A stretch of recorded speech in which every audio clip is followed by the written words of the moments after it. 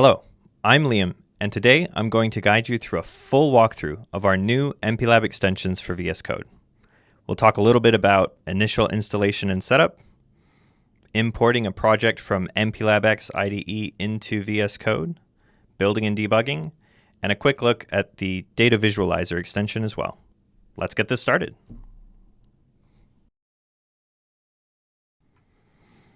All right, so first thing is we'll want to go ahead and get those VS Code extensions installed. You can find them by searching for MPLAB in the marketplace, and you'll see the pack pretty quick. Yep. Nice thing is if you only want select extensions, you can pick and choose, or this extension pack here, for example, will download all the extensions we currently have available. And I'll go ahead and do that, and then we'll get started. Now that we're installing those extensions, let's go ahead and find a sample project that we can import. I have here on the desk a PIC32CM MC00 Nano board. So I'm going to go and see if there's any sample projects or example projects for that handy in our content search tool, MPLAB Discover. So I will open my browser here and navigate to MPLAB-discover.microchip.com. And I'll go ahead and search for that board like I mentioned before. So that's PIC32CM MC00 Nano, and that should get it. So yep, I see here this getting started application. You can go ahead and download from this link here. Gives us a place to save the project. And now that that's installed, I'll go ahead and unzip it. We'll just extract it here.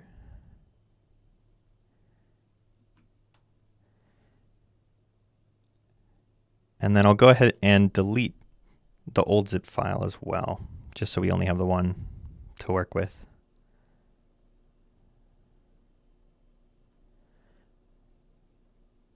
And then from here, we'll go ahead and move over to VS Code again. As you can see, I have those extensions installed here on the left. Importantly, we have this project importer extension here. So in order to import MPLAB X projects into VS Code, you just have to go to the Explorer, open a folder, and then we'll go ahead and select the folder that serves as the MPLAB X project. You can tell because it has this .x at the end of the folder name. So we'll go ahead and click Add, and then it'll check to make sure we trust it. Yes, we do. And over on the bottom right here, you'll see the notification pop up. Do we want to import? We click Yes. It asks if we want to add the source folder for those files as well. We'll say yes, and we trust that folder as well. And then here you see a notification, MPLAB X project successfully imported. Now that we've installed our extensions and have a project imported, let's take a look at what we're working with. I'll open the main.c file. This is a pretty simple project for toggling the LED on the board on and off. I do already have the DFPs and compilers installed, the same ones I've been using with MPLAB X in the past. So let me just plug in the board real quick, and then we'll go ahead and run a full build here with the hammer icon on the top right.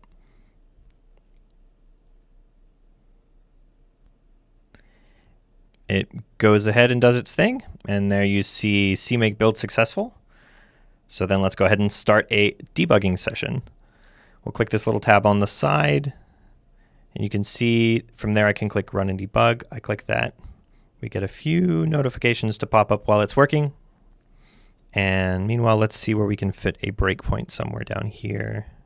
Ah, there you go. So you see it asks you to select the debug tool. I'll click on the Nano since it has its own onboard debugger. And then